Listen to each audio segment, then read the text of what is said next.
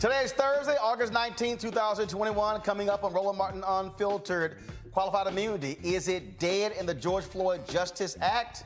Progressives not happy about that. We'll talk with the Charlottesville, Virginia police chief about what that means. Also, a number of COVID cases continue to escalate.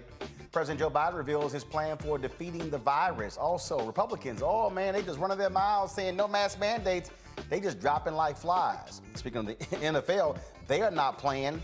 They're actually requiring players to be vaccinated. And guess what? If you don't get vaccinated, you might get cut from a team. We'll talk with former NFL player Ben Watson. In Alabama, a doctor says he is no longer treating unvaccinated people because he saw those same folks decline the vaccine. He's like, y'all ain't my problem. And in Mississippi, hospitals have no beds and a staff shortage. It's also Black Business Month, and I was talking with Commerce Deputy Secretary Don Graves about that and what the Biden administration is doing to make sure black folks get some of that $1 trillion infrastructure money. We'll also have updates on what's happening in Haiti and Afghanistan. Also, professors at Spelman, are they going to be teaching? Concerned because of COVID-19. We'll give you latest what's happening at Spelman. It's time to bring the funk on Roland Martin Unfiltered. Let's go. He's got it. Whatever the miss, he's on it. Whatever it is, he's got the scoop, the fact, the find. And when it breaks, he's right on time and it's rolling. Best believe he's knowing. Putting it down from sports to news to politics. With entertainment just for kicks, he's rolling.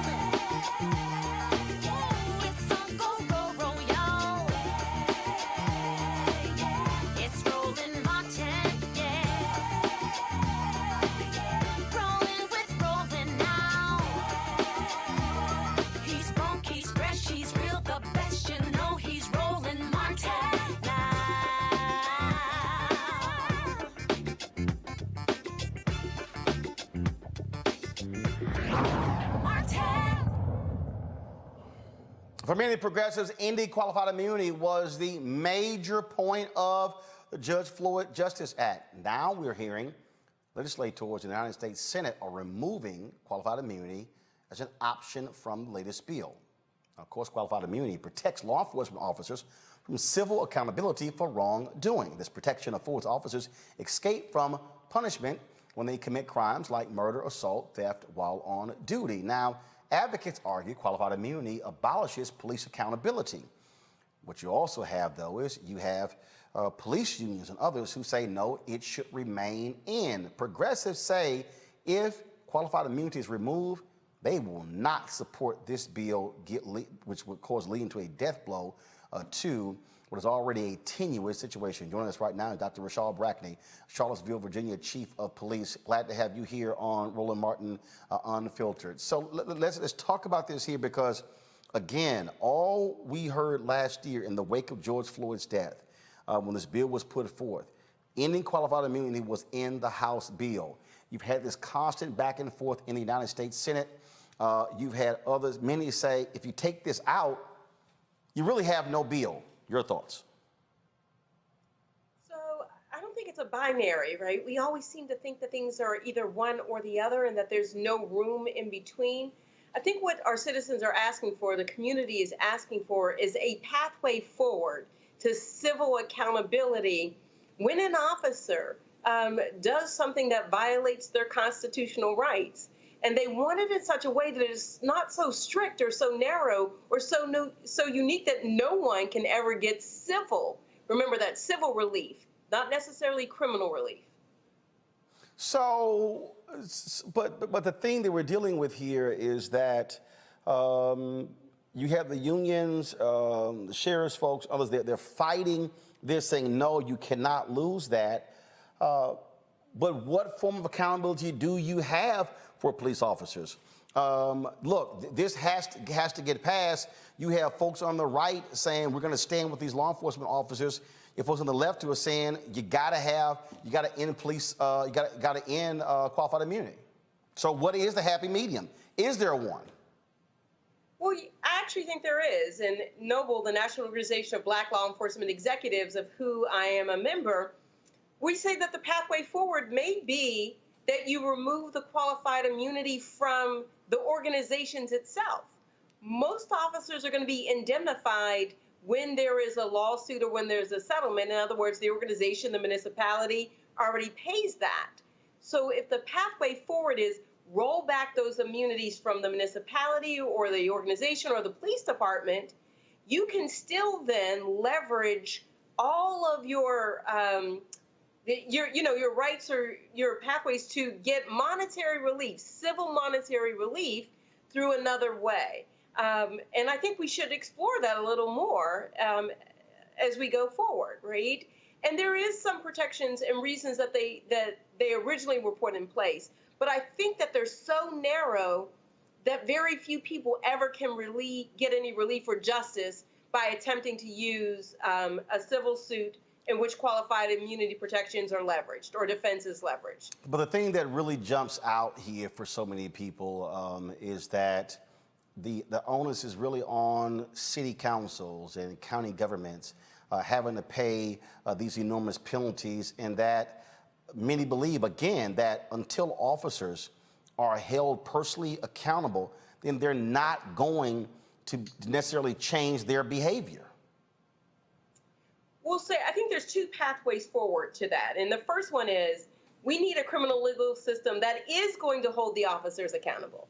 The reason that there's this hue and cry for civil accountability is because there's no faith in the criminal legal system to hold officers accountable when they violate someone's constitutional rights. Very few prosecutions and very few convictions, if any. We see an anomaly or an outlier like George Floyd, and we see there's such relief that there was some sort of justice. But if you think about it, the monetary civil actions, and you're right, the municipalities settled in advance of these criminal charges going through the system and being fully adjudicated. So it should not be on the taxpayers' backs individually, but also if we're going to roll it back, there needs to be those concepts of how we do that for other politicians, other municipal and other federal and other government workers that may also are afforded those same protections. But let's also be honest here. One of the reasons you do not have the criminal accountability is because the laws literally are set up to give police officers, wide latitude. And so very few DAs are loath to prosecute cops. Fewer grand juries are loath to prosecute them. In fact, just today, a judge threw out murder charges against some Hawaii police officers where a grand jury declined to indict them. The district attorney felt there should be a trial. They go to court. The judge says, not enough probable cause, charges thrown out. And so residents then say, my goodness, when do we ever actually see justice? I mean, in the case of George Floyd, that was one of the few cases where it went to actual trial. Yeah, and I couldn't agree with you more. You will get no fight from me when we talk about police accountability. I just testified yesterday in front of the Virginia committee on that's advising the U.S. Commission on Human Rights and police accountability. And the systems that are currently in place do have a lot of gaps. And that is why people are railing against the system. And they've turned this moment into an actual movement, and not even just for police reform, right? The entire system needs to be reformed from the very beginning, from the entry point, from policing through prosecution, all the way through to our judges and our elected officials. And they are very representative of some of the problems that exist, whether it's the relationships that exist between them that are symbiotic and they rely on each other in order to get their work done. But the key has to be the continued high visibility and pressure to get something done. And I think that, again, the pathway forward is at least to start removing some of those protections from the municipal agencies as well, because then they'll have some responsibility and ownership as to who they hire. We look at some of these officers, they've been in front of their internal processes 10, 20, 30 times, and they still remain employed or still in that agency. It's because the municipality or the police department or the organization is shielded from those protections. So they're not invested in. They have no skin in the game under the same qualified immunity as that individual officer has. All right, then. Well, we certainly appreciate it. We'll see what happens.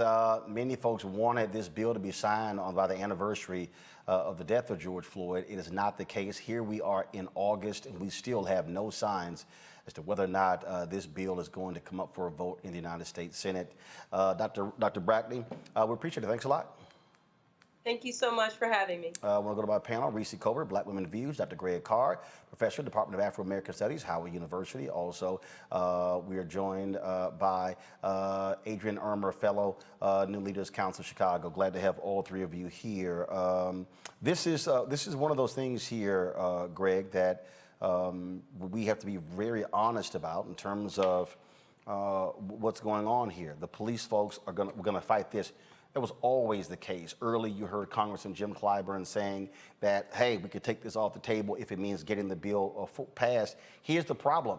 You remove qualified immunity from the bill and it passes the Senate, there's no guarantee it's going to pass the House. That's true. In fact, there's probably a guarantee that it doesn't. Greatly appreciated your interview with Dr. Brackney, with Chief Brackney, and the work of Noble.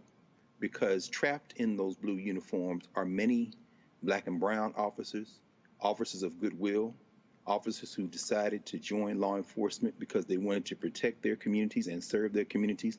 And they are trapped by the white nationalists, by the Klan, by the white nationalist, white supremacist organizational logic of policing, which is about control and punishment. So we saw Tim Scott doing Tim Scott things again. He and Lindsey Graham last month met with the sheriffs, the National Sheriff's Association.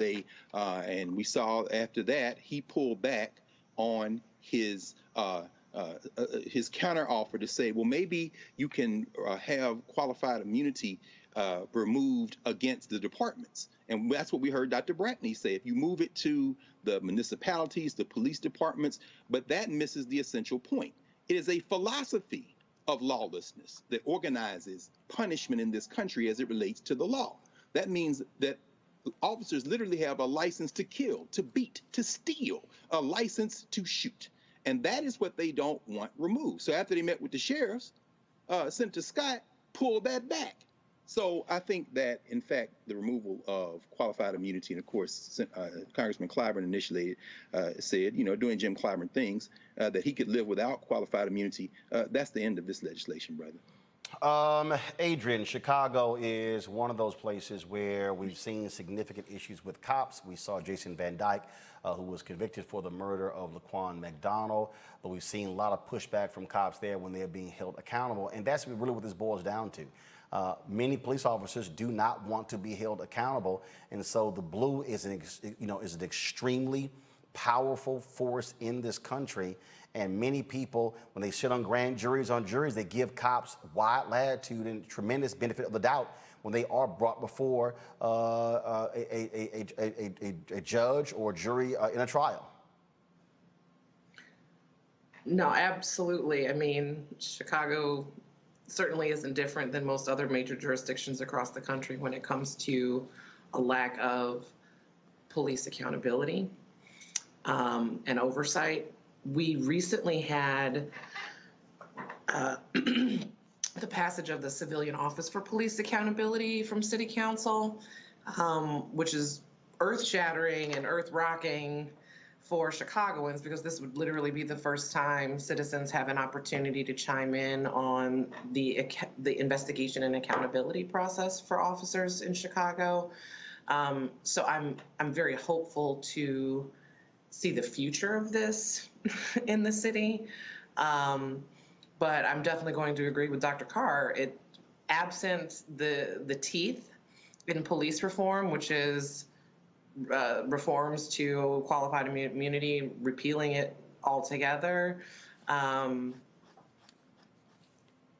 The rest of the reforms are for headlines and to make people feel as though they've done something, but they're not substantive at all.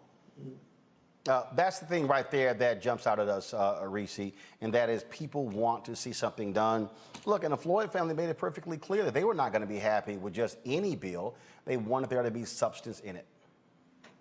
Yeah, but I'm going to disagree with you all. And I've said time and time again that I don't understand why everything has to be this all encompassing sweeping bill that solves 100% of all the problems. The fact is that the George Floyd Justice and Policing Act was hailed as the most comprehensive police reform bill that was ever created. This was held by many criminal justice reform experts and advocates. And so, yes, qualified immunity being stripped from this bill is a loss, but I would like to remind everybody that a lot of the things that actually spurred people getting out on the streets to protest, things like the no-knock warrants that led to Breonna Taylor's murder, is part of this bill. Also, ban on chokeholds, which is what ended up killing George Floyd, as well as others.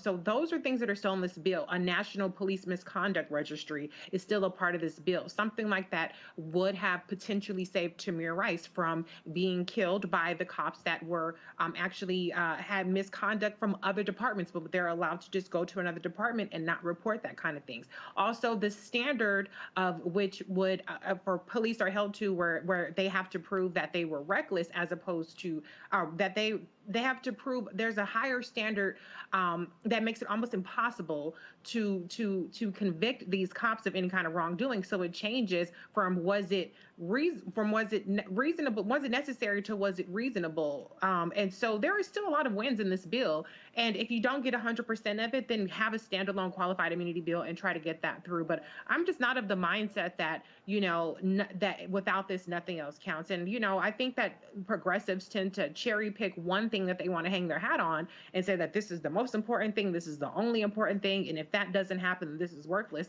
And I just don't agree with that. I think that we have to get the wins where we can get the wins. We have to get the reforms where we can get the reforms. All or nothing is why we constantly end up with nothing. And in this case, I know that a lot of people feel like it's nothing without qualified immunity, but that only changes, to Dr. Brackney's point, the civil aspect, when there's a lot of things in here that changes the criminal aspect. And that's what's really letting these cops off the hook from any kind of criminal charges. But the problem is we don't even know then what's going to come out of the United States Senate, and so we also don't know what else was taken out.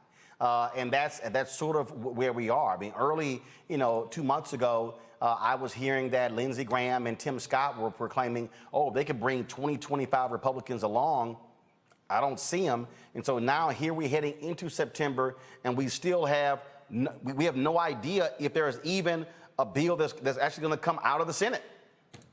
If there's no bill, then nothing gets accomplished, right? So, I mean, it's not just about qualified immunity accomplishing nothing. If that's out of it, nothing gets accomplished if there's no bill. But if you can get a bill that has at least some of these reforms in there, that is progress. Well, no. And what I'm saying is we don't even know what else hasn't been taken out or it's what's included. And so that's also, so the deal. So I get the idea of having a bill, but you also want to know if look, there's some bills that get passed that frankly have no teeth. There's some bills that get passed that really are more ceremonial. The question is, will a bill get passed in the Senate, or are they going to put a bill up that actually has some teeth in it? That is the question, absolutely. And I think when we see the full bill, we can evaluate it at that time for what it actually accomplishes. What I'm saying is I'm not willing to write off the criminal justice reform efforts entirely because of one specific thing, which I concede is a big deal. I'm not saying that it's not a big deal, but what I'm saying is I'm not willing to write it all off, given the other things that we know of were at least in the bill at some point. Now, if they're no longer in the bill, then we can judge it as a simply ceremonial bill, something like the Juneteenth signing. But if there is still a lot of these things that were championed, not just by the senators and the House of Representatives, but by actual criminal justice organizations and advocates and experts, then that's when I'll make my decision as to whether or not it's worth a damn. But until then, I'm going to withhold some judgment on whether or not anything will be accomplished. All right, well, go ahead, I'm sorry. So I think we have to separate. There are two different things I think we're talking about. One, let's assume that everything that is currently in the bill except qualified immunity remains in the bill. I do agree that would make that bill better than the alternative. Even as we understand, at the end of June, the New York State Supreme Court struck down the New York banning the Eric Garner Act banning chokeholds for being unconstitutionally vague. We understand that if everything in the bill remains in the bill and is passed and goes to the president for signature and becomes law, that does not address the fact that without qualified immunity, a nationwide database will not result in not hiring the killers. It'll just make sure that the people realize that they have a staunch record of killing, robbing, and shooting before they hire them. It won't get rid of chokeholds. It will simply mean that the force that was applied will then go to the grand jury that won't indict, will go to the prosecutors that won't. The key to all the other reforms is striking the fear in the pocketbook of individual killers. Because as long as we are paying for that murder through lawsuits, and be very clear, if Minneapolis had not settled, George Floyd's family wouldn't get a dime, because the lack of qualified immunity, in fact, would mean that once the city says, come get us, and the court decides that there is no constitutional level of civil rights violation because the officer had that discretion, they are now precluded from going after Derek Chauvin. Let's be very clear. If everything in that bill remains, hey, I'm saying, hey, go ahead. Cori Bush has said, if we compromise, we die. It's not too far from the truth if you take out the one thing. They are not all equal. Qualified immunity, in fact, is the platform on which all the rest of those things rest. They're two different things, I think. But Dr. Carr, I respect that. But one thing I will say is, I mean, we found that white supremacy is still profitable even outside of the system protecting it. Look at Cal Rittenhouse. He raised over $1 million for his bail. He's walking the streets free, not dead from selling loosies on the street, on the street like others are. So, I mean, there's always going to be a bailout for killers, for whether they're cops, whether they're white supremacists, white nationalists.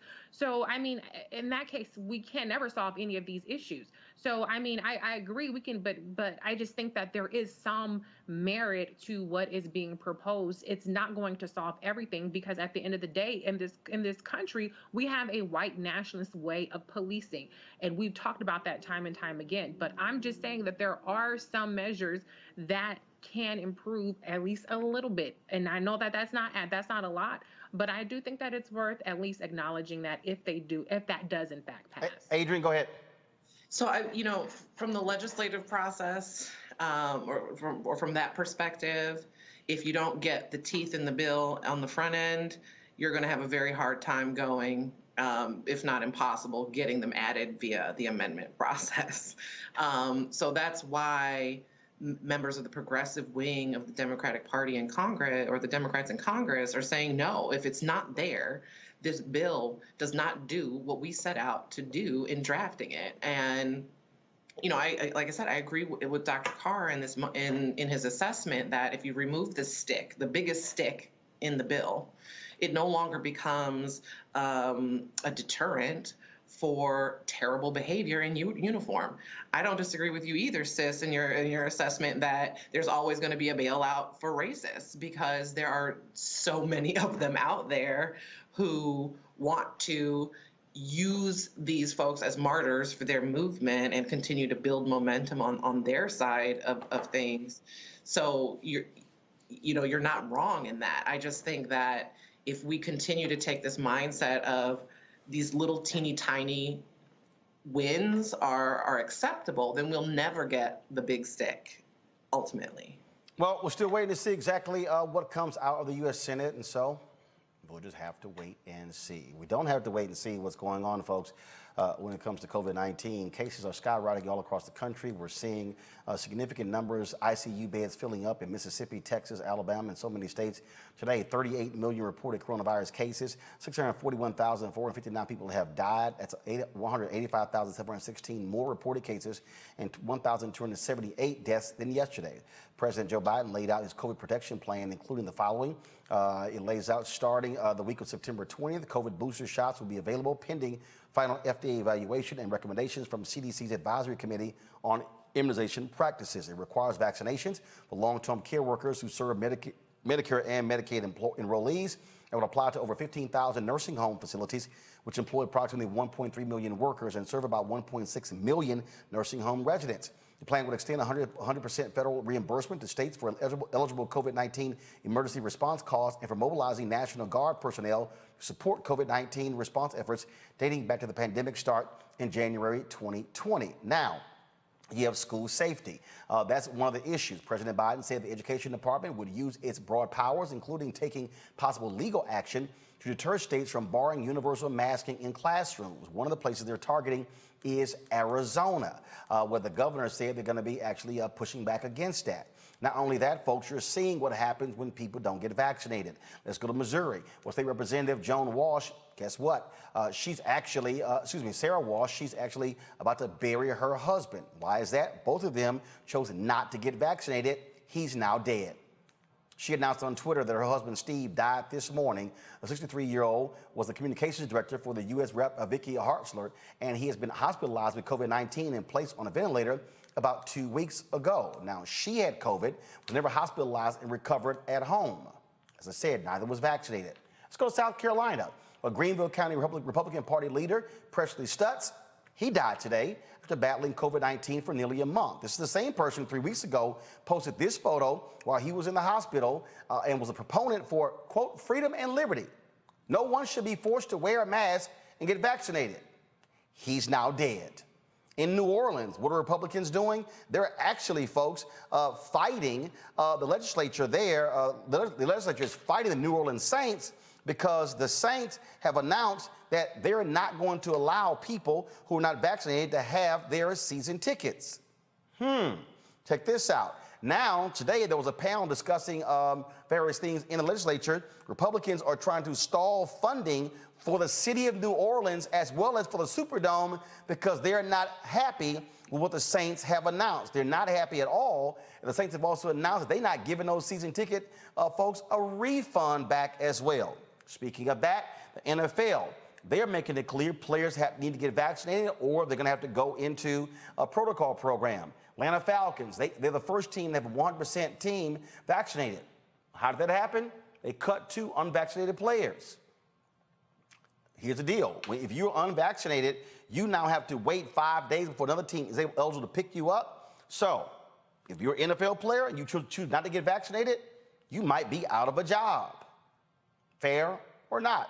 Let's talk to Ben Watson, longtime NFL player, played tight end in the NFL for several teams. Ben, glad to have you on the show. Good to be with you. You have coaches like Ron Rivera who's been really pissed off with players not getting vaccinated.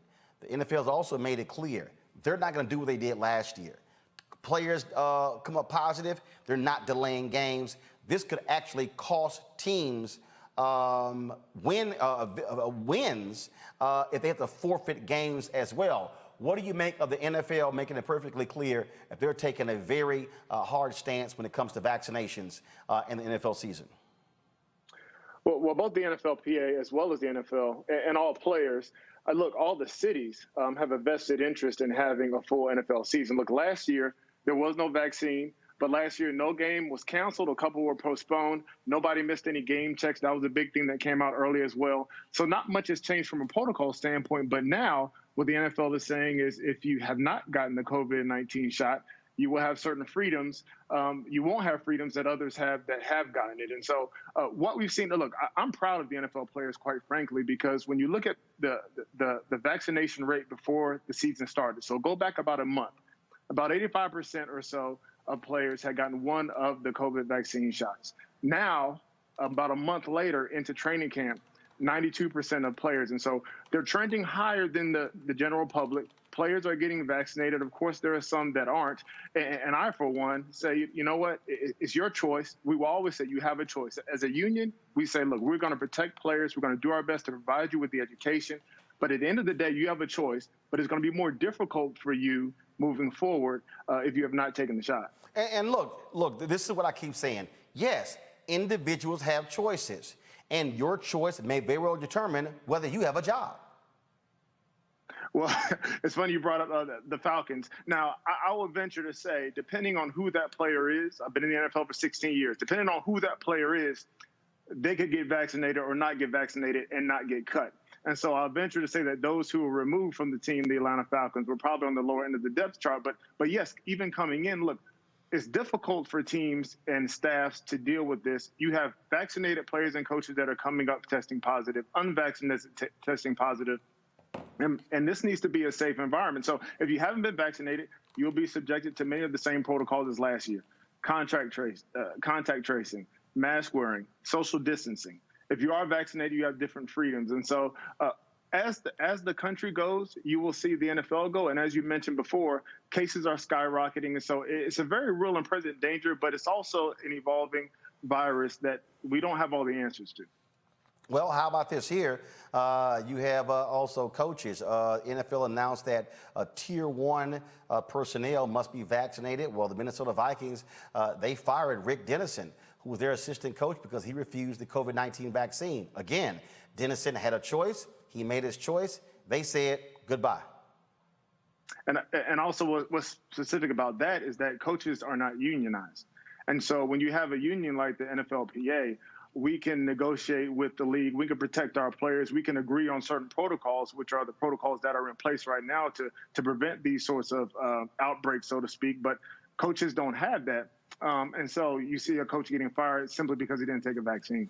One of the things we're bringing in on a panel here, Reese, one of the things I think is important here, that what we're seeing, when Ben talked about you're seeing the increase in people getting the vaccine, it's because when they realized their jobs were on the line. Same thing happened. Look, people are sitting here, is the federal government going to issue a mandate? Guess what? Corporations finally said, we're not waiting on y'all. So when Disney and Walmart and law firms and other companies start saying, you ain't vaccinated, you can't work here, the hospitals did it. I mean, I see these people out here protesting who work at hospitals saying this is unfair. And the hospital's like, what the hell are you talking about? We're the ones who are in the medical business.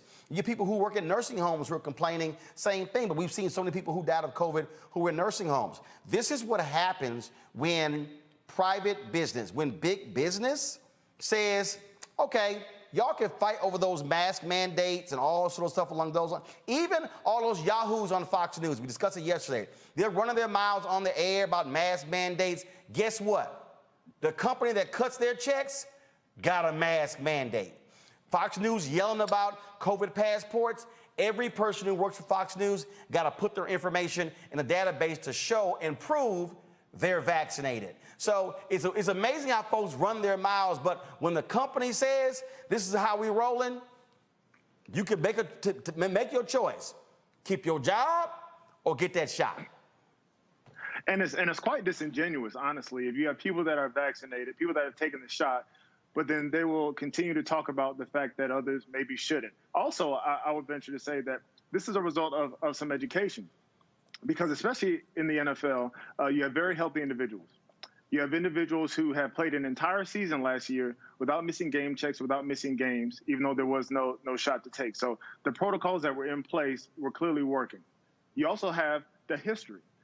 We talk about it all the time. There's a history when it comes to medicine, and especially the Black community, and how we have been mistreated, how we have been impacted unfairly, disproportionately, all the way going back to medicine. So there's a hesitancy that's there, but also there's the education. You wait, you listen, you learn, you talk to other people, you talk to the experts, you see the things that are happening, and then you make your personal decision. So specifically, you start to see that this rise. Yes, part of it is because many players did not want to have to deal with some of these inconveniences, getting tested every day, those sorts of things.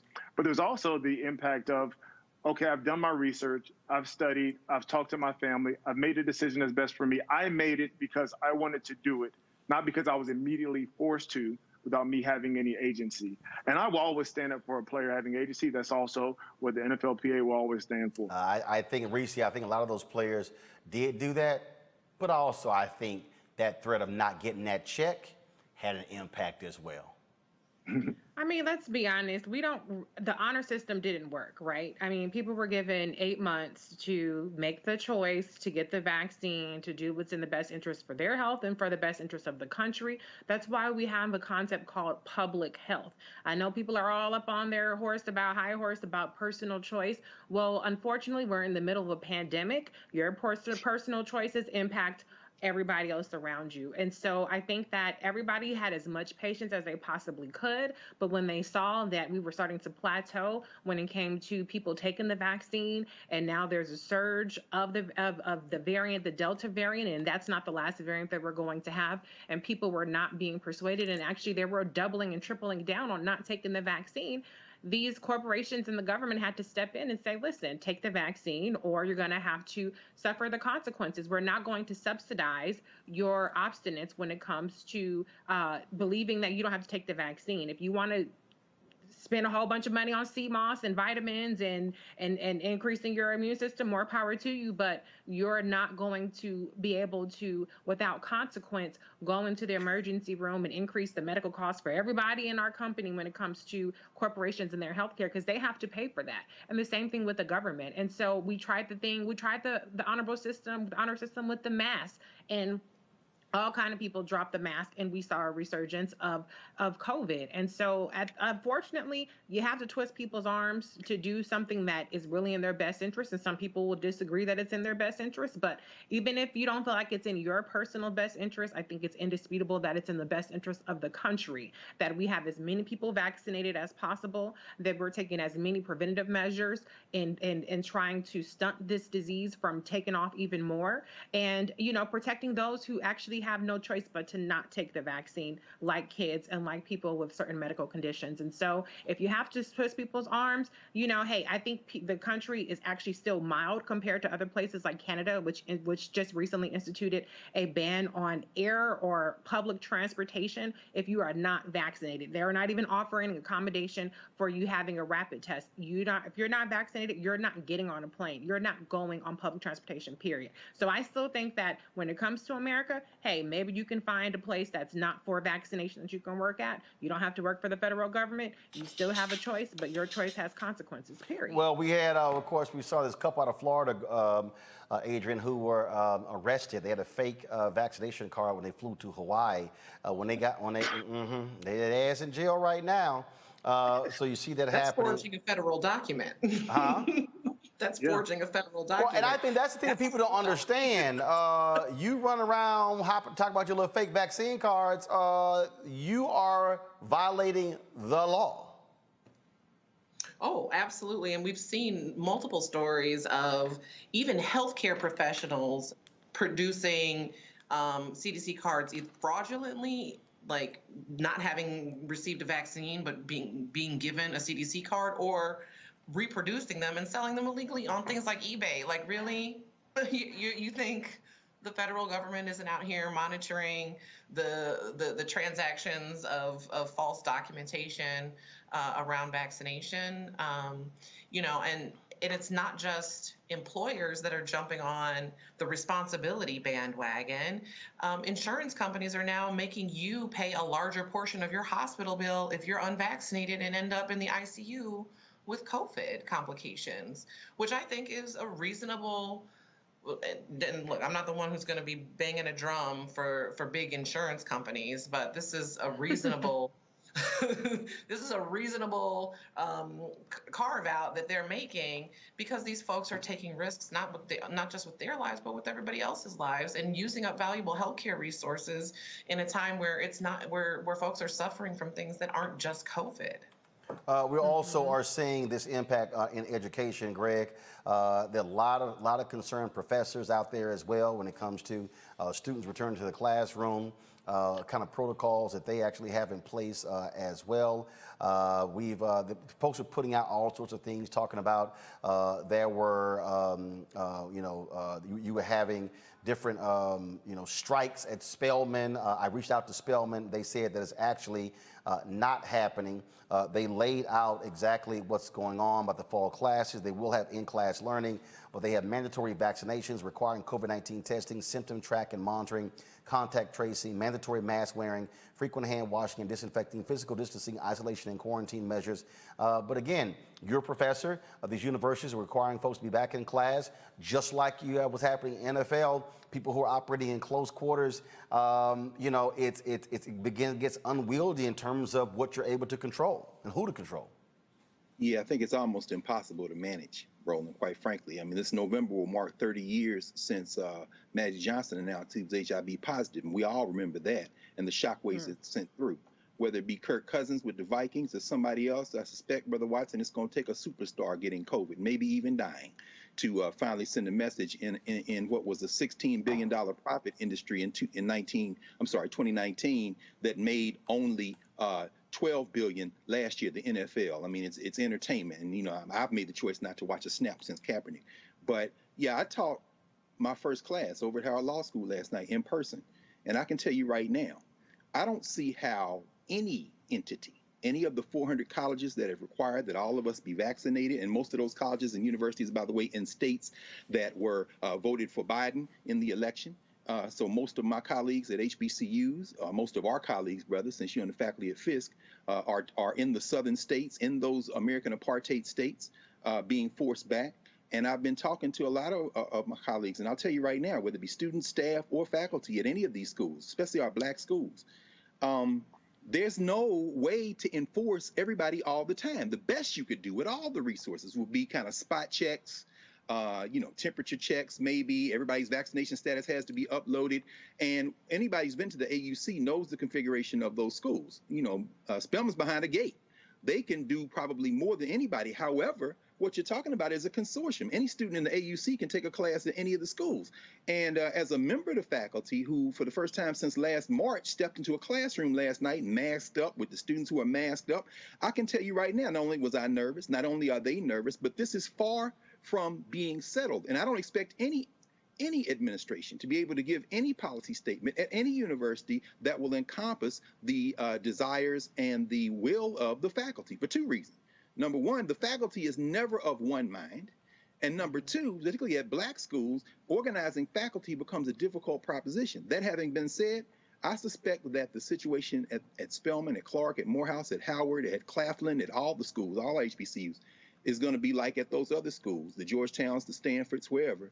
It's going to be a fluid standard, because I read the piece that Spelman had on its website. It's 20-some pages. And on page 2, it talks about extraordinary circumstances. None of us knows what this is going to do next week, the week after. And so I think what's going to end up happening is we're going to have to piece this out week by week, brother. But all of us are nervous and all of us are concerned, particularly those of you who send your children to us to be educated. Believe me, we're all on pins and needles, brother. And, Right. Adrian, go ahead.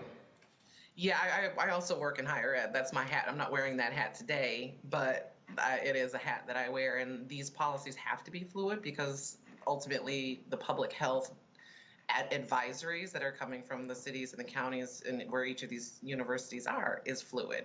It's based on infection rates. It's based on hospitalization rates and availability of ICU beds. There's a whole lot of factors that go into what create those advisories from the public health department. So, you know, just an anecdotal story from our campus, we had signs up. We were already like to tell everyone, look, if you're vaccinated, you don't have to wear a mask and things are great. And then literally 5 days after we got every single sign up on campus, a new advisory hit and we had to go back and replace all of those signs. So you got to keep a booklet. What sign are we using this week? The thing here, Ben, I think that, again, what you're seeing is that I think you're seeing the NFL, you're seeing teams, just like you're seeing in other areas, where folks are saying, we're going to be in control of our own destiny. So we're not going to wait, because when it comes to anything governmental, you're now dealing with political ideology. You're not dealing with political parties. You're not dealing with the base and people and their feelings. And so folks are saying, hey, you know what? Look. I've had folks get an attitude when I required vaccination for my company here. Here's my whole deal: go start your own shit. No, I mean, I'm sorry, because at the end of the day, I've got 15 people to protect, and those 15 people have husbands, wives, girlfriends, partners, children.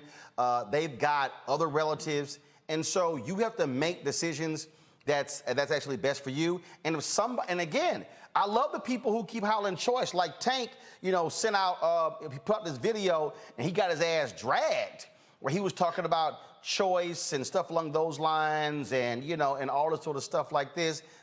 This is what is now on his Instagram page. Go to my computer. My personal decisions are none of your business. Enjoy the music, The General.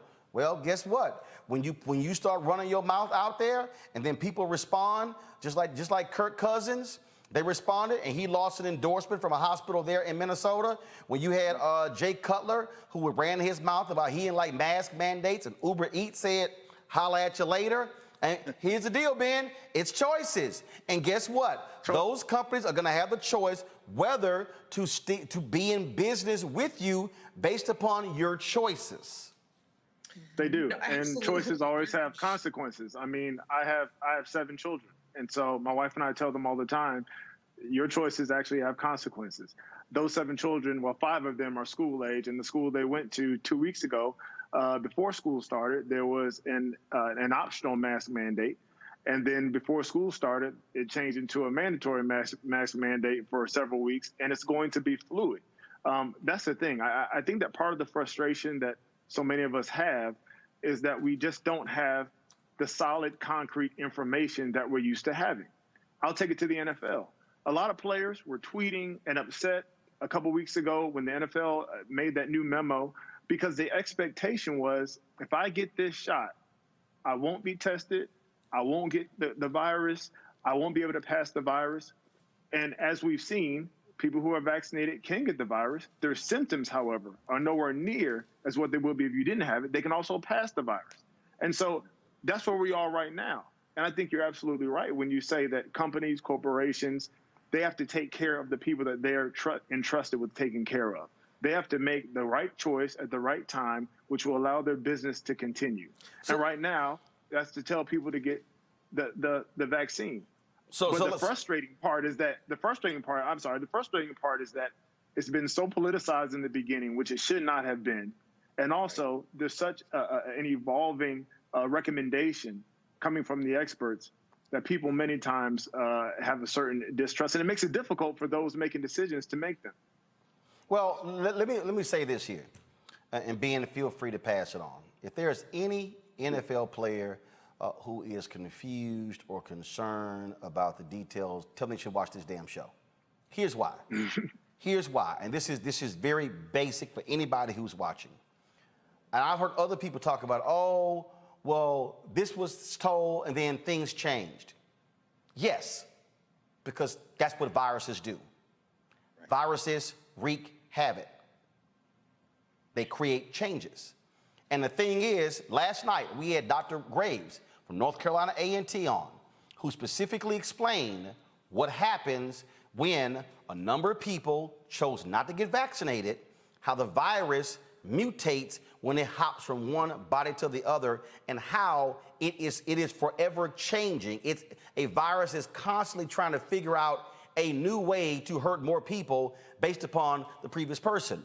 And so I think part of the problem here is that there are a lot of Americans, white, black, Latino, Asian, Native American, I don't care who they are, a lot of people. This is what is a problem with, I think, for a lot of us Americans. We want certainty. If I take this shot, I'm cured. 100%, I'm warding everything off. Nope. Then they're like, okay, what's the deal? Well, because there are a thing called strains, there are variants. Well, what do you mean there's a strain? I took the vaccine. Yes, the vaccine that you took was specifically meant for the COVID-19, that particular virus. New variant, you require a different type of vaccine. And I think that's what's been driving me crazy when I listen. First of all, I don't listen to the idiot Joe Rogan, never, okay? When he's trashing Fauci, oh, he's been 100% wrong. No, he's not. They are in a constant race. They are constantly trying to figure out where this thing is going. It literally is trying to catch a comet by the tail, because you don't know where it's going next. And I think the problem for this country is we like for everything to be nice and neat, in the box, perfect. Here's the whole deal, is all straight, and everything is just fine. No, it just doesn't happen that way, and that's what's driving people crazy. And this is why I keep saying we're going to keep putting black scientists and black doctors, people who are literally trained in this, discussing this. If I want to have an in-depth conversation about how to become an NFL all-pro tight end, I'm probably going to call you, Ben. I'm not going to call that brother down the street, okay, who got 38 followers, but he's dangerous with Google. And I just think that that's what the NFL did, which I think is important. They said to the players, oh, you got questions? Here are experts. Ask any of them questions. And a lot of players did that, but you didn't have all of these, again, these YouTube doctors and these Google historians out here. And I hear your point about, you know, black folks in history when it came to medical stuff. But guess what? White folks are taking the same vaccine we taking. Right. Same one.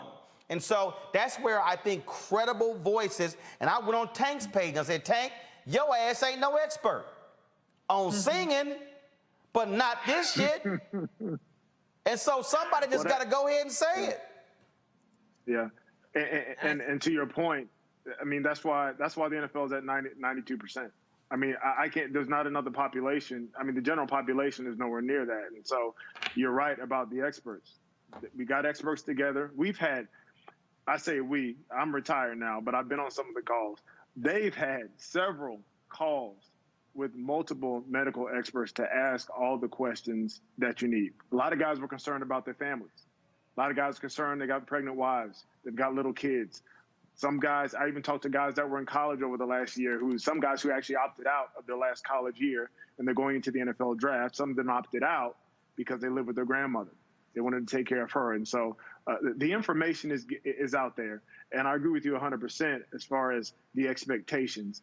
That's what's frustrating. But it's even more frustrating when you have a certain expectation and you feel like it's not met and you wonder what you can do to trust the next recommendation.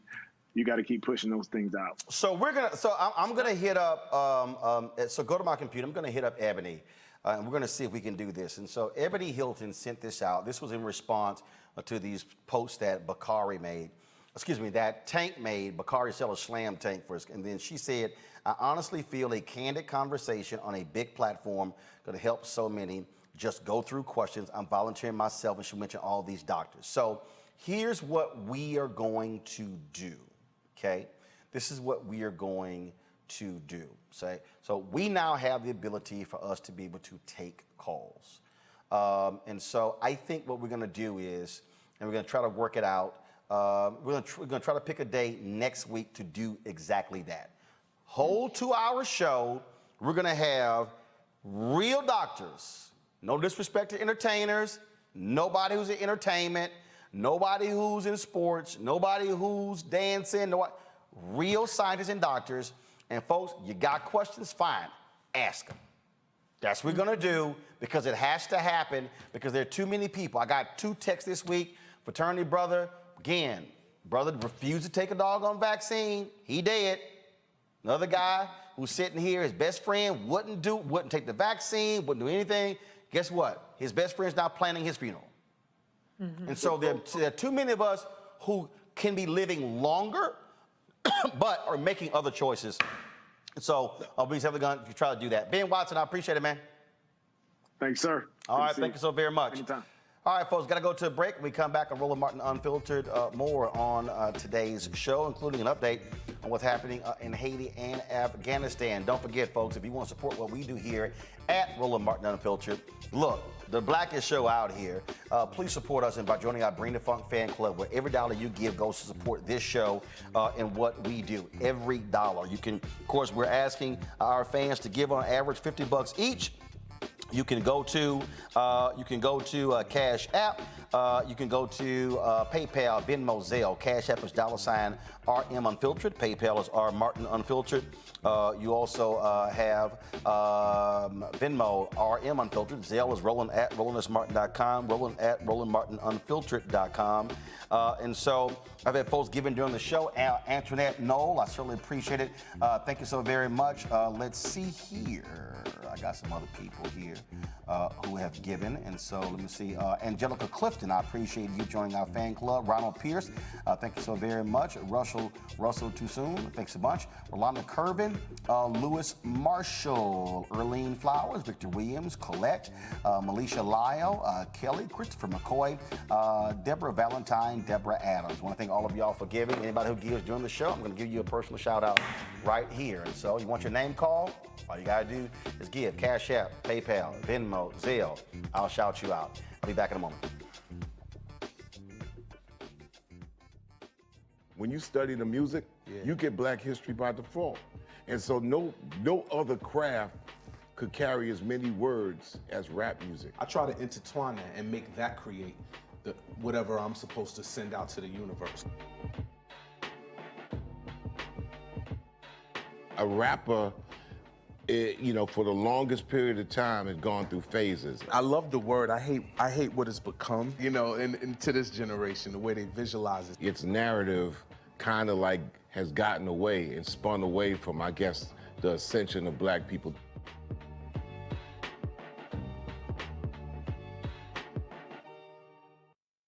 Football bands and one of the best fan experiences in the country. The Cricket BX SWAC Challenge kickoff returns to Atlanta on August 28th, along with special guests, College Game Day. Then Alcorn State takes on North Carolina Central with conference bragging rights on the line. Center Park Stadium is the place to be on August 28th. Come tailgate all day before enjoying a primetime matchup on the gridiron. You don't want to miss this. Check out MEACSWACChallenge.com for more information. Don't forget, folks, Roland Martin Unfiltered is going to be broadcasting live from Atlanta on Friday and Saturday. Friday, we'll be at the Atlanta Braves Stadium talking to the presidents of both universities, as well as officials with the SWAC and MEAC. Then on Saturday, we'll be at the Coca-Cola Fan Zone broadcasting live from that particular afternoon. And then, of course, we'll be live streaming the halftime show and the concert taking place after the game. You can watch it at 7 p.m. Eastern on ESPN. And we appreciate it in partnership with Coca-Cola of making this happen. See you next week. People our age have lost the ability to focus the discipline on the art of organizing. The challenges, there's so many of them and they're complex. And we need to be moving to address them. But I'm able to say, watch out, Tiffany. I know this road. That is so freaking dope.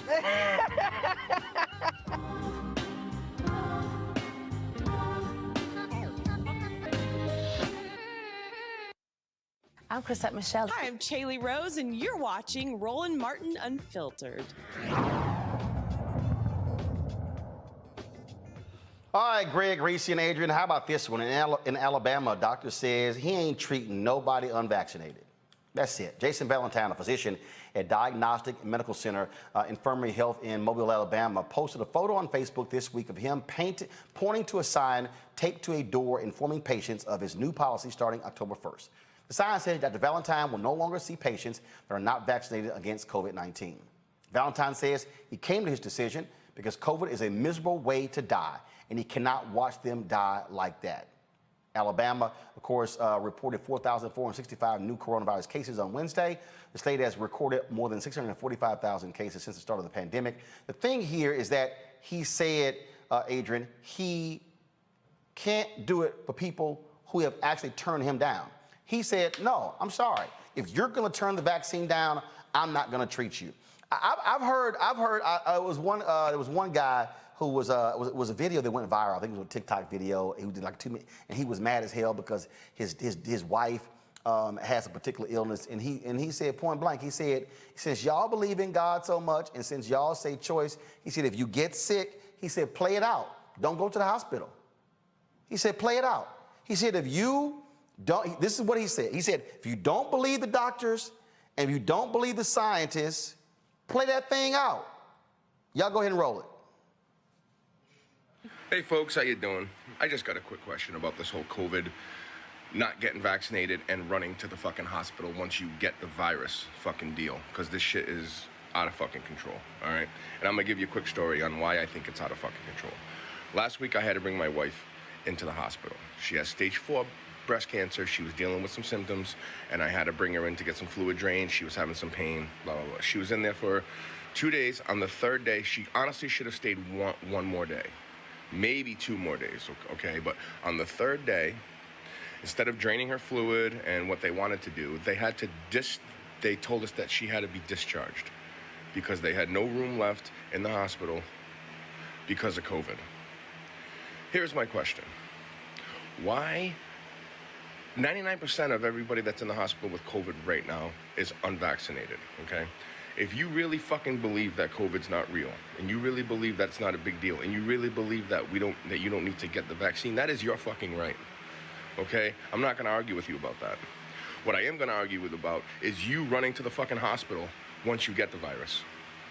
If you don't trust the medical field to prevent you from getting it, why do you trust them to cure you from it? Why do you run to the fucking hospital?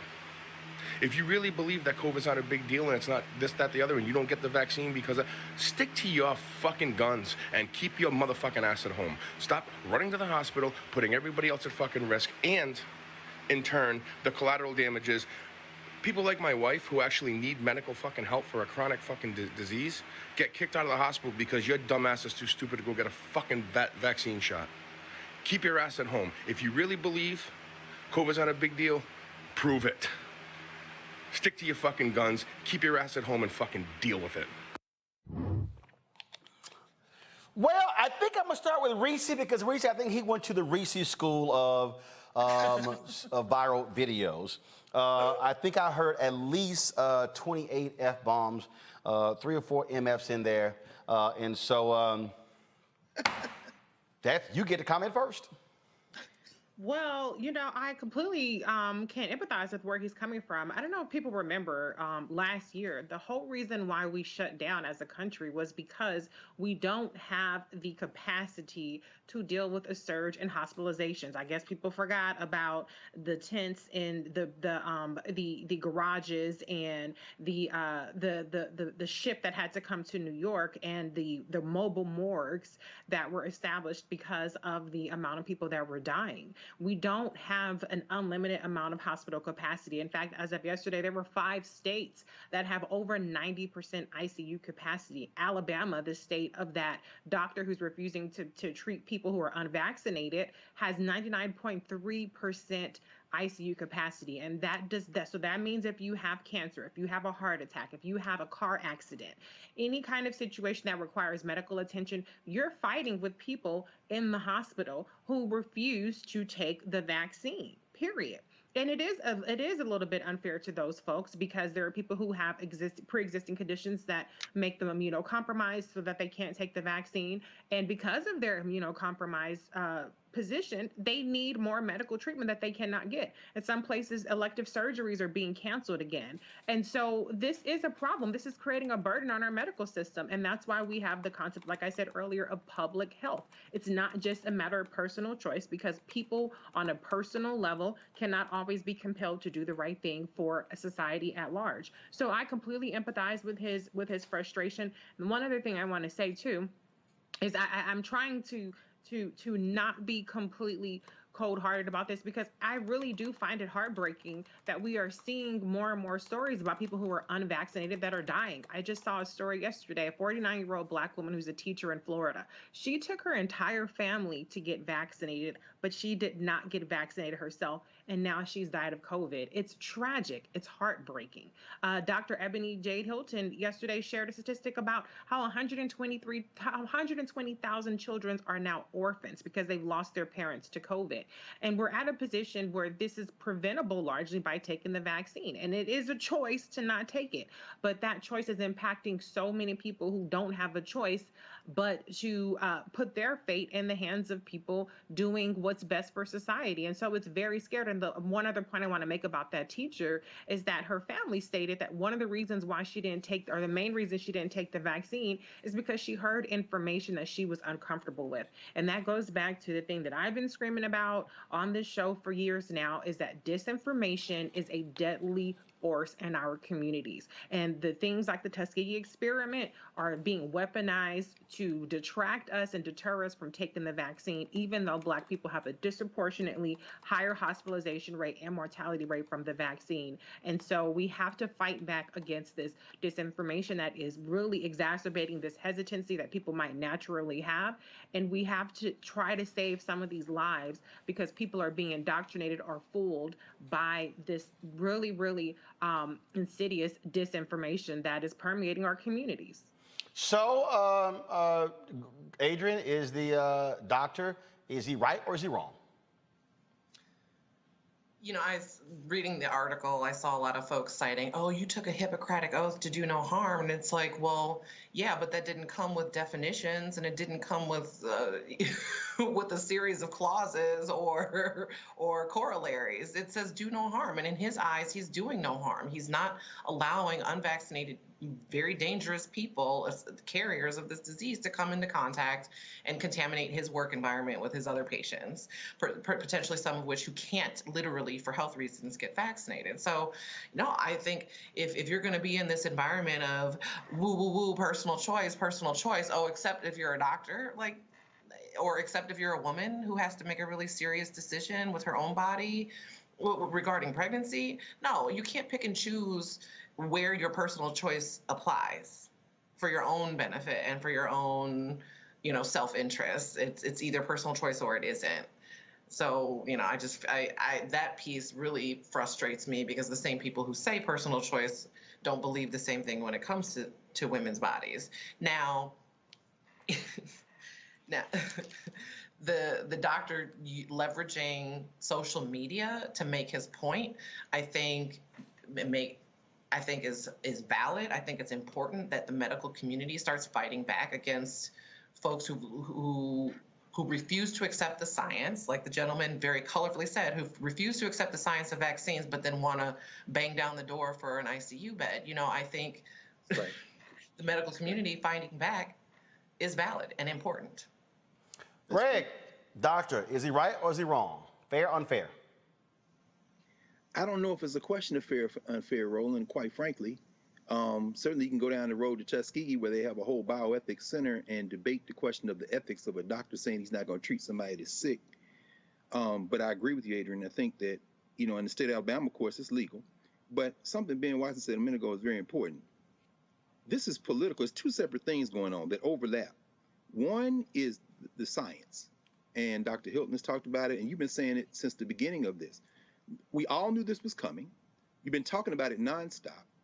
And so we know that we don't have cures in our arms with the vaccines. It just means we may be asymptomatic now if we get it, or we're not going to go to the hospital. As I'm sitting in class again last night, you know, everybody's masked up, and I'm saying we might have COVID in here right now. There's not the infrastructure to test everybody every day. And even if there weren't, we got it, and you quarantined and went home. That's one thing. But with the variant, and we're starting to see breakthroughs now, it may be the Delta variant get you, or the Lambda variant get you, or so forth and so on. But that's a whole universe of conversation. The other conversation, and Watson brought it up, is a political conversation.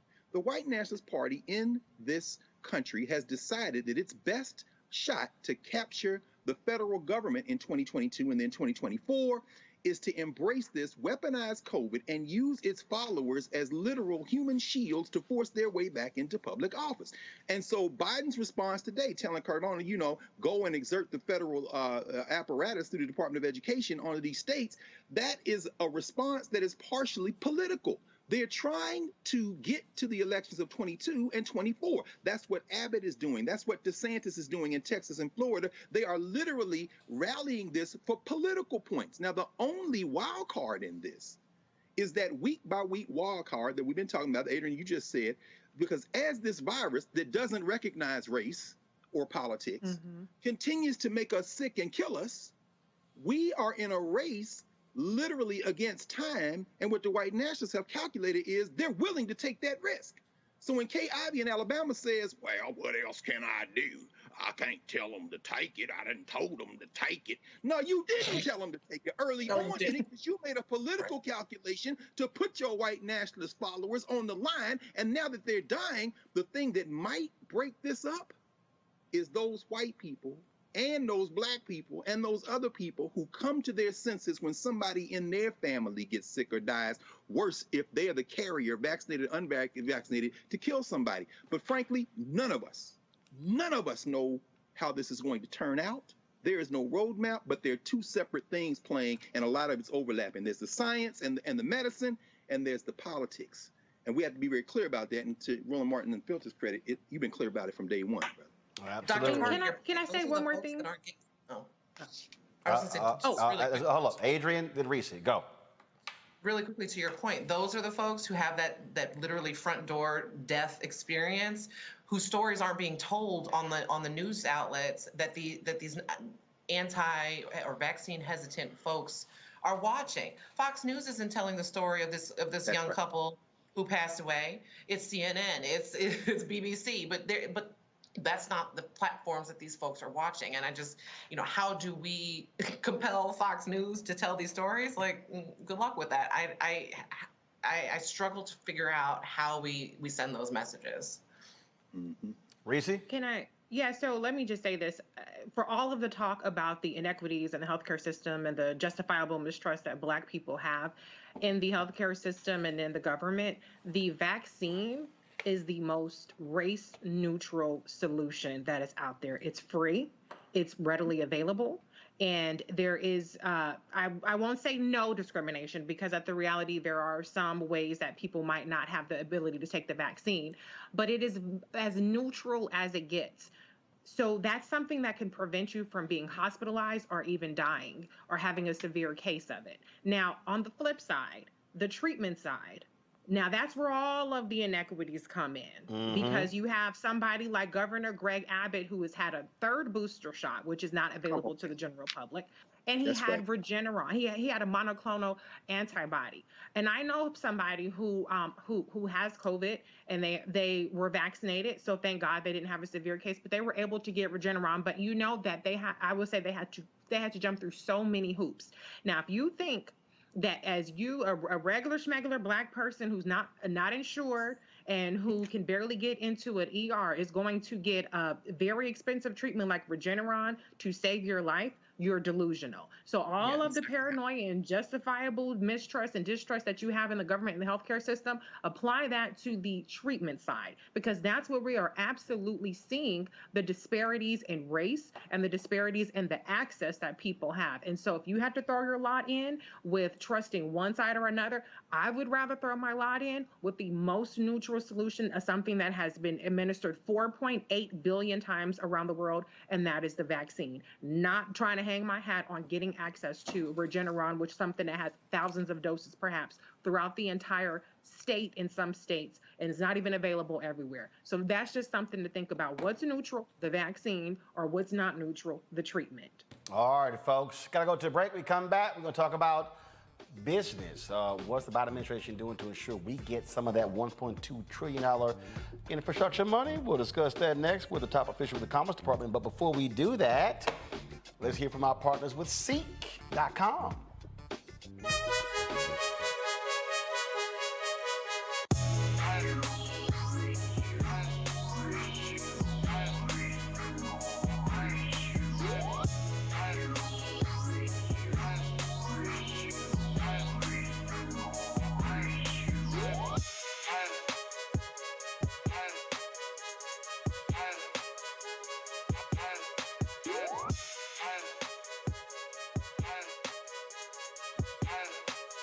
Folks from Seek.com, Black-owned company founded by Mary Spio. Folks got a couple of products that's for our listeners and viewers. This is their VR headset where you can watch their content, 360-degree video, as well as virtual reality video. Just pop your phone right into here, close it up, and then you can see that VR content. They got different color VR headsets. This one is blue and white. Y'all Sigmas will love that one.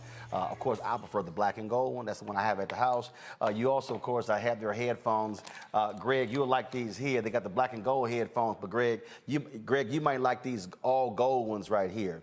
You might like these right here. 360-degree sound as well. You can use this for gaming. You can use this, of course, for music as well, watching movies, all of that good stuff. Use the promo code RMVIP21, RMVIP21, if you want to actually get one of these two products. And of course, when you purchase them, the resources portion of that comes back to us here at Roland Martin Unfiltered. I'll be back in a moment. George Floyd's death hopefully put another nail in the coffin of racism. You talk about awakening America. It led to a historic summer of protest. I hope our younger generation don't ever forget that nonviolence is soul force. Right.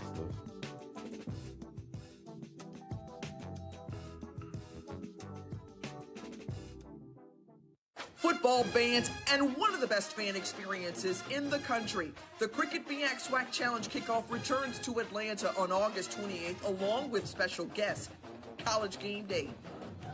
Then Alcorn State takes on North Carolina Central with conference bragging rights on the line.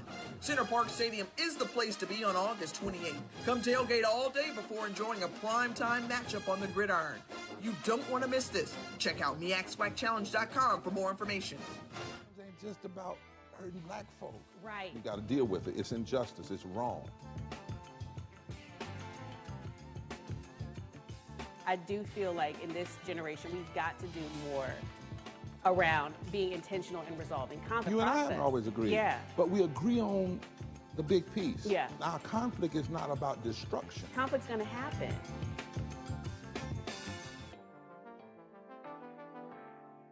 I'm Bill Duke. This is Diala Riddle, and you're watching Roland Martin Unfiltered. Stay woke.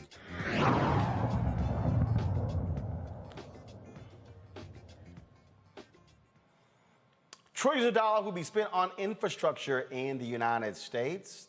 The question is, how much of that is going to flow towards African Americans? That was the question I posed to Don Graves, who's a top official, Deputy Secretary for the Commerce Department of the Biden administration. Here's our conversation. Secretary Graves, glad to have you on Roland Martin Unfiltered. Let's get right to it. One of the things that our audience keeps focusing on is the impact for African Americans when it comes to this economy, especially when it comes to federal contracting, when it comes to this infrastructure bill. How was that being made a priority? Well, Roland, thanks for having me on. And I guess I'll just start by saying this has been a priority of the president since day one, and actually long before day one. He knows that our economy can't be successful until every community in the country is brought into the bargain. And frankly, we've seen the numbers. If you look at the economic impact of inclusive opportunities in providing those opportunities to Black businesses and other minority businesses, that can lead to to trillions of dollars of increased GDP. So it's absolutely essential that we do this right now. That's why the president has focused on his Build Back Better agenda. It's why the infrastructure plan is so important right now. We need to get these dollars into communities, these investments to improve our roads, our bridges, to improve our drinking water by removing the lead pipes, by investing in broadband so that every community in the country has access to affordable, accessible, high-speed broadband. And we have to do it in a way that utilizes minority businesses. The Black businesses that for so long have been kept out of these types of opportunities, we're very focused on ensuring that every one of them has a better chance than they've had in the past, that our procurement folks are very focused on finding ways to bring more Black businesses to the table as these dollars go out. And it's something that the president did in the very first days of office, signing an executive order that made sure that diversity, equity, and inclusion were a significant part of every federal department in their procurement, in their hiring. So the president and the rest of us in the federal government are very focused on finding the ways that we can make sure that Black businesses have the opportunities that they need to succeed. They can hire folks from the community, and the community overall can see more economic vitality. There was a column that ran yesterday in Barron's. It was written by Ursula Burns, Robert Smith, John Rogers, and David Clooney. Of course, executive director of the Black Economic Exchange. And one of the things that they wrote in that particular piece is that they said that, this is what they wrote. Currently, only 5% of federal contracting dollars are required to go to minority and women-owned businesses, even though Black people alone account for approximately 13%. They are calling for that to be raised to 13%. They also say that there needs to be much better transparency in corporate spending by professional services category. So there are a number of things that they actually laid out there. And so is that also being considered? Because as they say, that 5% number is way too low. Well, they're exactly right. That number is way too low. We're certainly looking at ways that we can increase the direct spending with minority businesses. We're looking at ways that we can make sure that every federal contractor, as they look at their contracting partners, that they're looking at utilization of minority firms. But as my friends wrote in that column, it's also about things like utilization of asset managers with the pension funds that the federal government oversees. It's looking at ways that we can ensure that there's diversity at the highest ranks of major corporations, because that's where the decision-making is done around which contractors, which businesses are used in their supply chain. It's making sure, and this is what the president has been really focused on, making sure that every federal agency represents the diversity of our country, so that we're putting people of color in the highest positions in federal agencies, because they're the ones who are going to be making both the contracting and hiring decisions, but also the policy decisions that will have an impact on whether or not our communities of color all across the country are going to be able to succeed and be built into this grand bargain. But Secretary Graves, but that is one of the really difficult things that we still see trying to get over that hump. I can tell you we have had a very difficult time as a Black-owned media company, even trying to access the millions of dollars being spent when it came to communications for the COVID-19 vaccine. We have reached out to Forrest Marsh, the agency that actually has the contract with Department of Health and Human Services and CDC. No luck whatsoever. And so I think what's also important, and I've had this conversation with Susan Rice, with Cedric Richmond and others, and what has to happen is really listening to those of us who are a part of the process to show where the pitfalls are, because what we're still seeing is that for us, Black targeted Black media folks get dollars, not Black owned. And so those barriers have to be broken down. And when we see, there's a study that was done, a commission or called for by Congresswoman Eleanor Holmes Norton 3 years ago, that showed that $5 billion spent in federal government over 5 years, just $51 million went to Black-owned media. And so the disparities are even there with the federal government. And so what success stories have you already had in breaking down some of those barriers? Well, Roland, I couldn't agree more. And part of this is about making more of this information available, transparent, and accessible. We here at the Department of Commerce, a lot of people think of us as the department that focuses on business. But what I like to think about is that we're actually the Department of Data, Information, and Innovation. And we really need to be the Department of People and Communities. So it's making the data that we have available around business practices, making more information available about how businesses utilize minority businesses. That information can help us reframe the discussion and the debate. I think you've seen the numbers that I have, but I think if we have better information that the Department of Commerce can help provide around the specific practices that businesses take in utilizing minority businesses, engaging with minority businesses, that we're going to have a very different conversation. But it's also doing things like with our Minority Business Development Agency, which we hope and expect once the infrastructure bill is passed, will get a significant plus up in funding, because it's going to require I mean, you said it. So many businesses weren't able to participate in things like PPP program and other COVID-related programs. Part of that is because they didn't have the credit and capital. Even when they had the know-how, they didn't have access to the funding to be able to grow, to handle those types of contracts. But it's also providing those businesses with the type of support that they need in legal, accounting, and in the financial services. Because I talk to businesses all the time who have said, well, I couldn't get the PPP program to work for me because I couldn't fill out the paperwork because I didn't have my charter documents, they weren't right, or I didn't have the 5 years or so of my tax returns ready.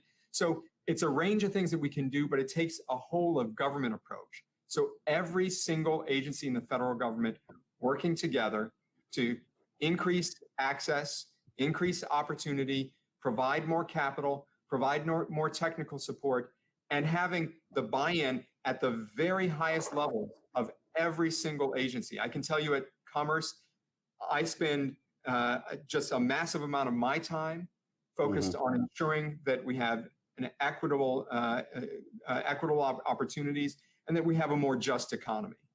Well, we certainly look forward to that, and we also, with that $1.2 trillion being spent, we'll be looking for that to be really studied to make sure that those dollars are flowing to Black-owned companies. And so, Secretary Graves, we certainly appreciate it.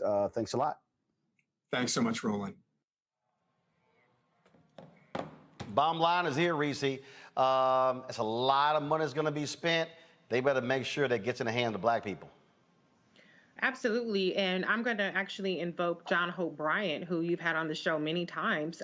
The government contracting process is very complicated. It's all about how requisitions are written. It can be written in a way that our request for proposals are written. It can be written in a way to further narrow down the group who are eligible for it. And so, people need to go out there and get the money, and they have to make sure that they follow the protocols and the proposal process so that they can invoke it. But it's also important that the administration takes the initiative into channeling some of this money into organizations that can then, get this money into the hands of Black businesses, minority-owned businesses. So I think that it's a complicated process. It's not going to be a snap your fingers and it's resolved type of thing.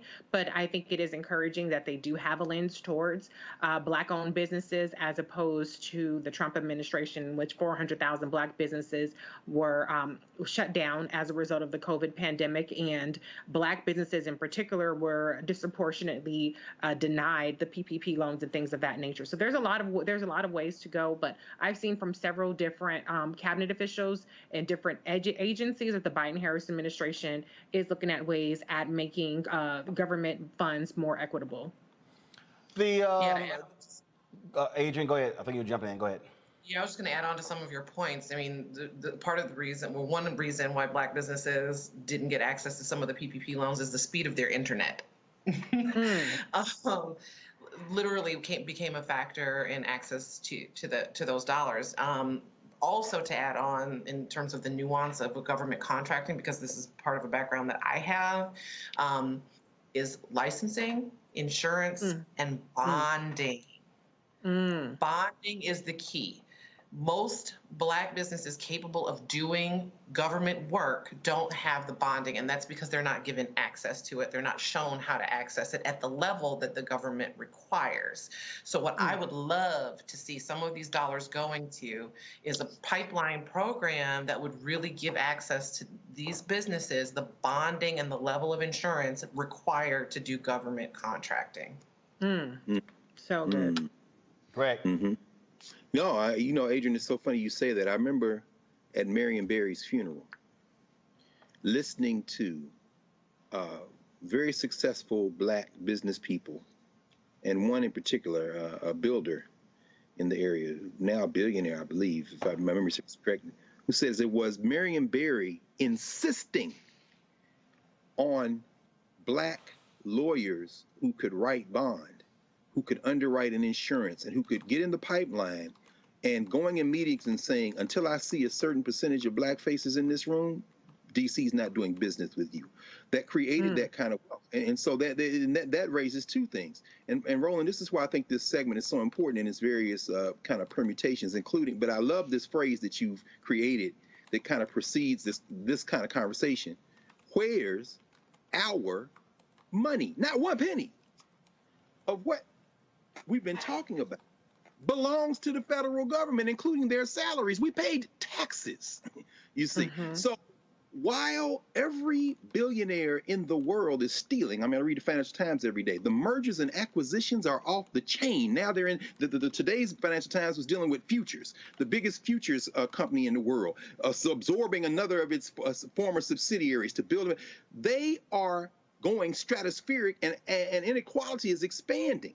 The people who need this money the most, who've paid taxes, are the ones who, as Reese just said, and as we just heard again, Adrian, you just said, they have the least access to it. That's not an accident, as you said, Reese, John O'Brien said. That's by design. The infrastructure is set up to reward those people who have the lobbyists, who have bought the elected officials, who write that policy to make sure you don't have the kind of access. What Marion Barry did was puncture that a little bit, but then we have a problem. And this is why everybody who gives to Roland Martin Unfiltered, please listen very carefully to what I'm about to say. Because many of those people that Marion Barry made millionaires fled Washington, D.C. and ain't done a damn thing for black people except try to say, look at me, I'm successful, which means the race is successful. The businesses that invest in black communities, like Roland Martin Unfiltered, must be the ones that we support while this war is being waged to get our money back. That's the other step to this. That's why you have to support black businesses, because so few of them survive when that inequality is going on. But those who are struggling to survive, who have the platform to push for it, you really got to support them, because some of these Negroes don't run off with the money and ain't doing nothing except going hanging out somewhere where you can't get in, talking about, look at us, we succeeded, so black people succeeded. Now, that ain't the math, bro. Thank you for doing this. And what people don't understand is, like, I'll give a perfect example. I saw a story earlier today where Prince O'Hare, the CEO of Black News Channel, announced they may be moving, BNC to Atlanta. Okay, that's great, but here's the deal, and facts are facts. The majority owner of BNC ain't black. It's Shahid Khan, the Pakistani-American billionaire who owns the Jacksonville Jaguars. That's no different than Viacom-CBS owning BET.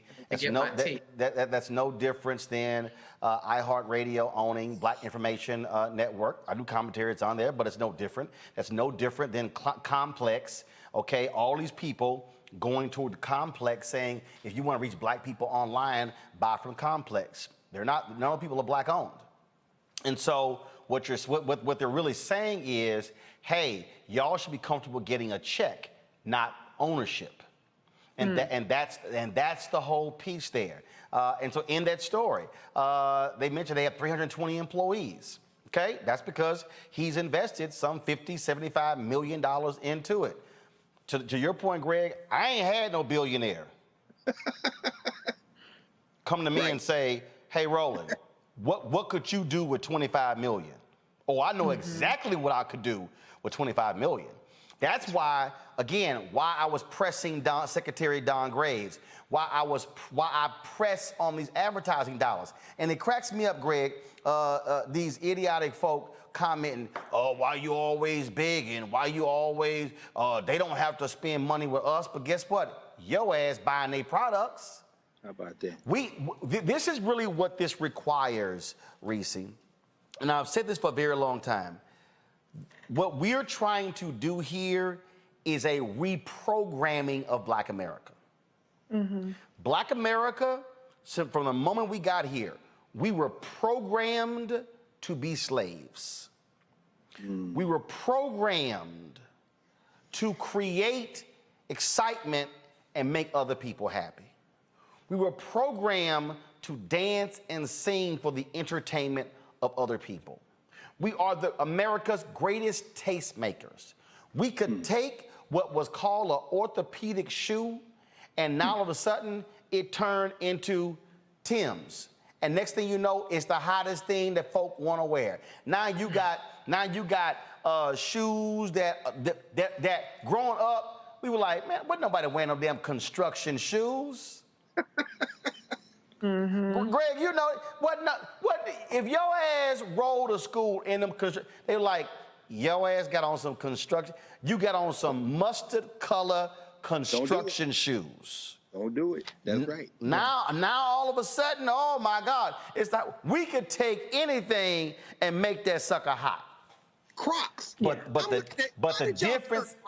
Huh? How did they turn Crocs into a shoe? No, that's what I'm saying. That's what I'm saying. Yeah, because somebody black made it hot. But the thing here is there has to be a reprogramming. Reese, we have to reprogram our people to stop being happy accepting a check and learn how to actually get a direct deposit, how to endorse checks. See, that's the difference. And so that's really what the focus is and why we're so adamant in calling companies out who run ads for us to buy on black targeted media, but don't want to cut black-owned media in on the budgets. Well, Roland, I have 2 points to make. The first point is to Dr. Carr's point about lobbyists. So what you're doing is really what lobbyists get paid a lot of money to go and sit in these very expensive steakhouses or go and sit in these cigar filled, and I like cigars, don't get me wrong, filled lounges and hobnob with those that are in power. And so they are granted an audience because they have the money. Well, black people, we got to get the money before we can have the money to have an audience with you. And so what you're doing is you're doing a public pressure campaign. And so it works both ways. A lot of times the lobbying, the behind the scenes stuff and the wheeling and dealing works. And then other times you have to name and shame people into doing the right thing. And so I have absolutely no problem. Actually, I encourage you to do that. And what you're doing is actually helping people beyond just your business. It's helping black media. And I think it's helping open some people's eyes to the fact that a closed mouth does not get fed. This is not charity. Nobody is going to give black media or black people anything just to be nice. They're going to do it because there is an impetus for that. This whole racial reckoning that we had and people were, donating money. Black Lives Matter, I think, what did they get? 30 million or 300 million or some very large amount people were upset about. They did that because that was something that they could. Oh, Van Jones. Yeah, Van Jones got $100 million from Jeff Bezos, which is absurd. But all of this is because there's a look to it. They have to do that for pressure and all things like that. Like I said, it's not altruism. So I think that what you're doing is absolutely necessary. And the second point I want to make is something I've made several times on the show is that black people are the validators of this country. We're the trendsetters. We're the tastemakers, as you just said. Black Twitter is something that can make or break a show, a movie, etc. And so we have power that we can harness. We make or break political campaigns and candidates. And we have to harness that power a lot better. And people that have the power, that have the platform, like the Tanks, like the Eddie Griffiths, et cetera, I can go on. Layla Ali, even the other day, was posting some things. They could lend their platform to what Dr. Ebony Jade Hilton said, for instance, which is convening a bunch of black doctors and experts and have these conversations. But they won't, because that's not something that they find to be particularly popular or profitable with their audience. And so instead of making information and facts and science profitable and popular, they choose to side with the other side. Instead of making entrepreneurship and, as you said, Roland, endorsing checks popular, they are happy with getting crumbs and going along just to get along. But that is not what's going to benefit our community. It's not going to benefit our collective and keep us alive and keep us thriving. Well, again, what I need people to understand is this is reprogramming. This is retraining our minds. I'm going to end y'all with this here. I mean, look, several years ago, my nephew Chris, who's now going to middle school, when we it was after the Houston Texans football game, Chris probably was, 3, not even 4 years old. And we were, after the game, we were talking, and Bum Phillips' son, Wade Phillips, was the defensive coordinator, and Chris had a football, and he handed for Wade to sign, and Wade said, "So Chris, you gonna grow up to be a linebacker?" I said, "Oh no." I said, "Wade, Chris is not being raised to be a linebacker. He's being raised to be an owner." And he sort of looked at me. I was like, yes, he's being raised to be the owner of the football team, not the player. Folks, that's reprogramming. They want us, and I told you when I was in LA at Stevie Wonder Station, this black woman who worked there, she was in accounting or something, and she was showing me a picture of her son. She said, "That's my first round." I said, "Don't ever say that again." My goodness. She said, "What do you mean?" I said, "No, don't you call your son that's my first rounder." I said, "What you should be saying is that's the future owner of the Lakers." And she literally said, "Oh my God," she says, "No one has ever said that to me." I said, because that's the point. They want you raising your son to be a player, not a player. Folk, that's how we have to do it, which is why we do what we do on this show. Reese, Adrian, and Greg, thank you so very much. Folks, please support us in what we do every single day, and that is to give you the kind of content, honest, truthful, unapologetic, you're not going to get anywhere else. Join our Bring the Funk fan club. Let me give a shout out right now to the folks who gave during the show. Let's see here. Larnell Farmer, Garrett Murray, Joel Clark, James Yates, Camille Yelverton. I certainly appreciate it. Jerry Williams, thanks a lot. Also, let me thank Donna Miner as well. Let's see, Tommy Williams, thanks a bunch as well. If y'all want to support what we do, join via Cash App, $RM Unfiltered, PayPal is R Martin Unfiltered, Venmo is RM Unfiltered, Zelle, Roland at RolandSMartin.com, Roland at RolandMartinUnfiltered.com. Folks, thank you so very much. Tommy Williams, thanks a bunch. You got your donation right in under the belt there. I appreciate it. Thank you so very much, folks. I'll see y'all tomorrow right here, same time, same place. Y'all know what we gonna do. Keep it real. And shout out to my high school, Jack Yates High School. I was rocking it yesterday, and so I'm wearing the JY shirt today.